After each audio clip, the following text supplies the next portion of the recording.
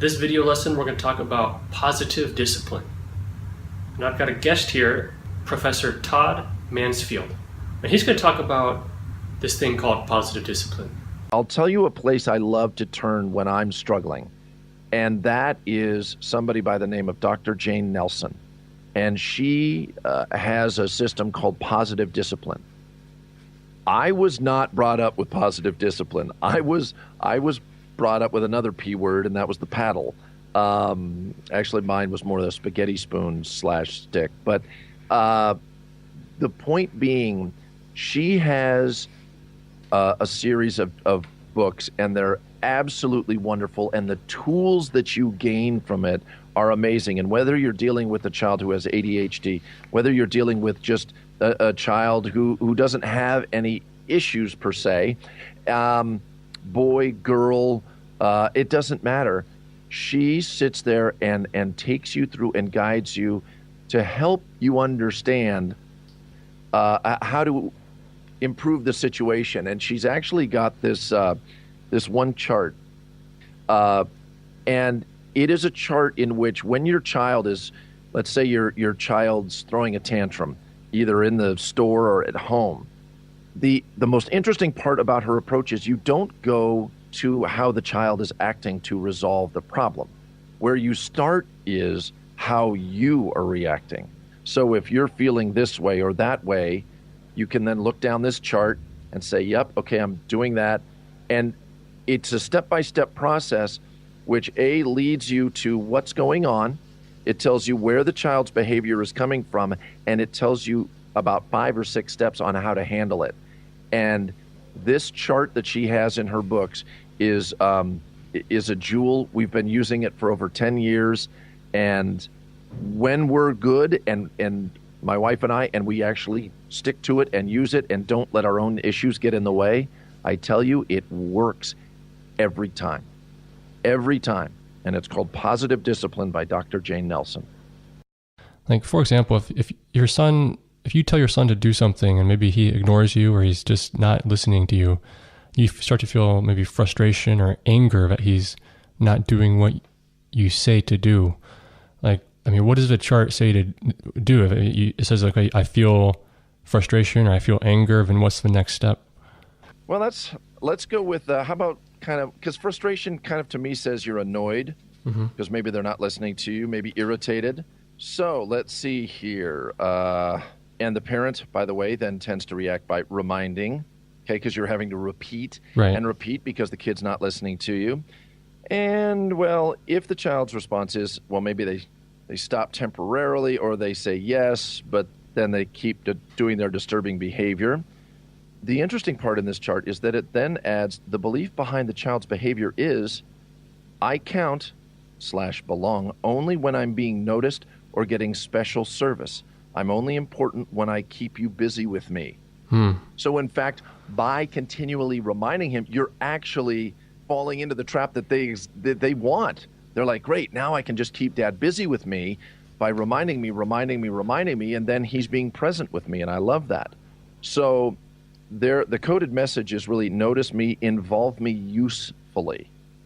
So here's some of the ideas to go ahead and do. Redirect by involving child in a useful task to gain useful attention. I like the advice that Dad Eric Chester gave me. It's called Open the Front Door Now. Listen to this.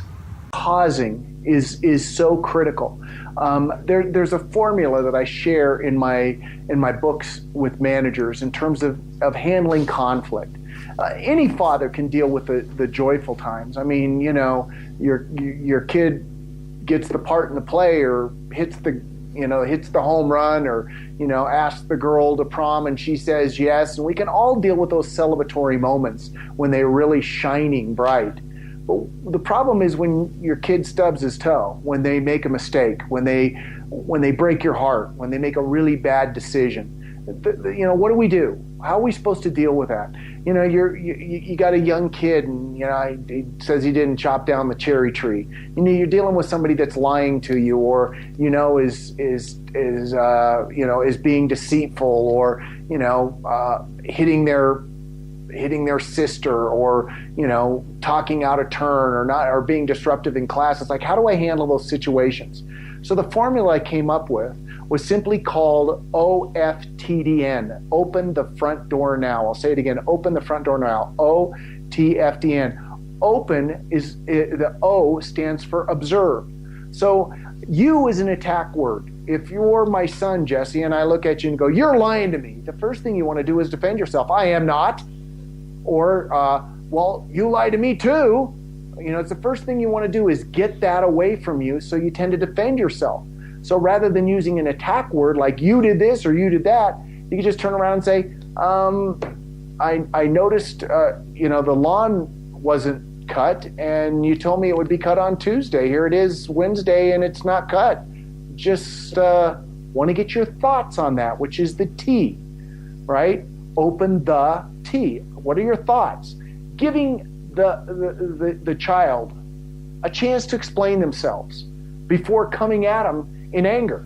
Well, here's what you should have done. You should never have done that. And I'm really ticked at you, and go to your room, and you're grounded for a month. And boy, when I was your age, and all those other things that you want to do. Just, hey, I observed this happen, and I wanted to get your thoughts on it. Because half the time they'll incriminate themselves, they'll own up to it, they'll tell you what's going on, and you can solve the situation right there. But then you get into the rest of the formula, which is feedback, which is now they've told you what they've expressed themselves, and you let them express themselves and get out their thoughts and everything. Then you give them feedback. Well, when you don't cut the lawn, or when you lie to me, or when you hit your sister, this is what takes place, right? There's the feedback. Then you give them the desire, which is the D. Open the front door now. D, desire. Which is when you share them, like, look, I don't ever want you to hit your sister. I don't care what she does. Hitting is not acceptable in this house. It's not going to be done. Or a lie. When you lie, you're bursting the bubble of trust I need to have in you, and it makes me doubt everything else you say. So you give them the desire. There will be no more lies. And then not every time, but sometimes you have to give them the now, which is the last part, which is the next time. Next time this happens. This is when you think out a consequence, right? And now you can give them a consequence on the spot if there needs to be a consequence put in play. But if you're correcting that behavior and you say, hey, next time this is going to happen. It's not me versus you. Next time you lie to me, I'm going to ground you for 30 days. But rather, next time a lie is told, here's what is going to happen. These are then you put yourself on their side. Hey, me and you are on the same side. I want you to win. It's not me versus you. I want you to win. But if you can't abide by these rules, there are certain consequences, and I'm going to have to make sure those consequences are followed out. I'm not doing this to you. You're doing this to you. I'm the person that's putting this in play. Open the front door now. Observe, thoughts, feedback, desire, next time.